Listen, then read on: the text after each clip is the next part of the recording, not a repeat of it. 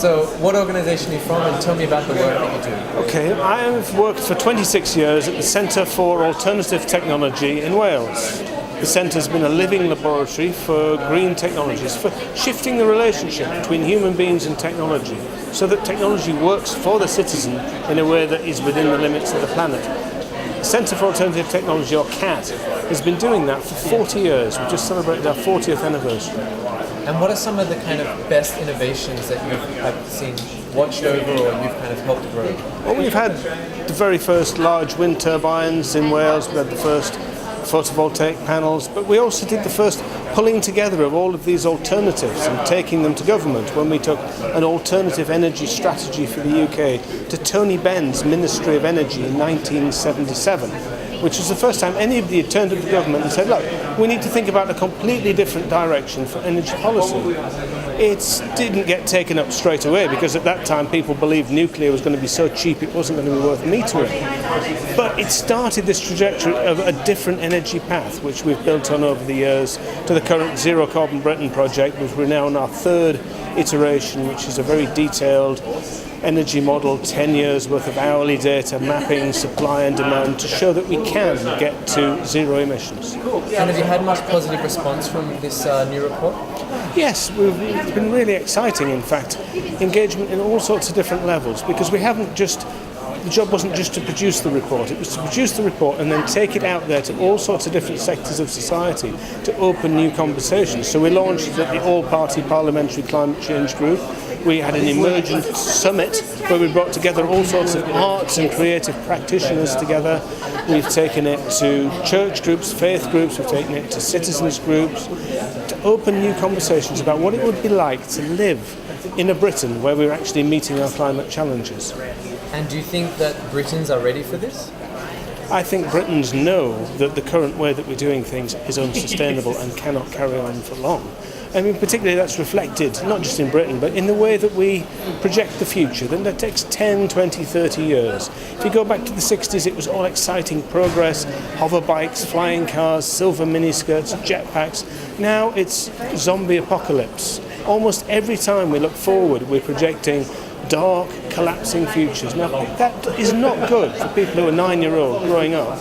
When I was 9-year-olds growing up, it was an exciting future. We want to offer an exciting future to the 9-year-olds of today, and not something that's just we've dimmed the lights and we've lit the joss sticks and imagined it. Something we've calculated, very, very detailed, to open new positive conversations. Because if we can't imagine a positive future, we aren't going to create one. And do you think that outside of Britain, that this type of imagining, this type of projected future is possible?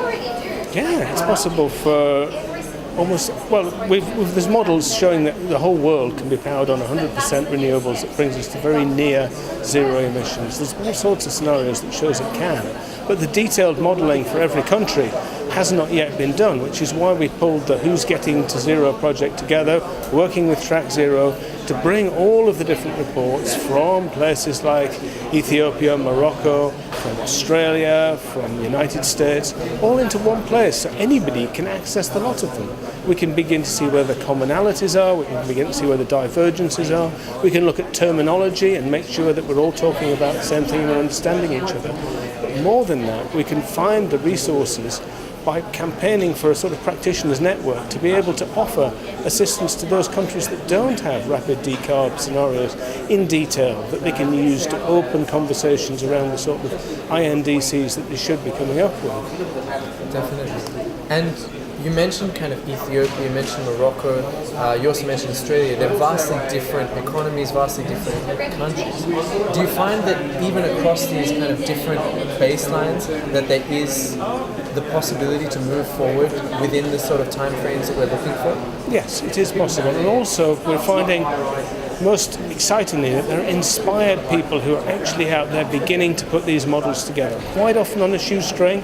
On the other side we've got Stanford University doing very detailed models. But they're people motivated from the heart to show that we can do it by looking at how we can move from in many cases, extreme energy normality that we've been coaxed into, to a more rational energy demand that we can then meet with indigenous renewables, or looking at how we can come up with models for people who haven't yet had access to energy, to make sure that as they move into using energy, they move in a modern 21st century smart way and don't replicate some of the mistakes we've made in the past.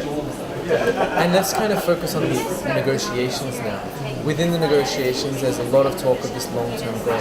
What would you like to see come out of those discussions?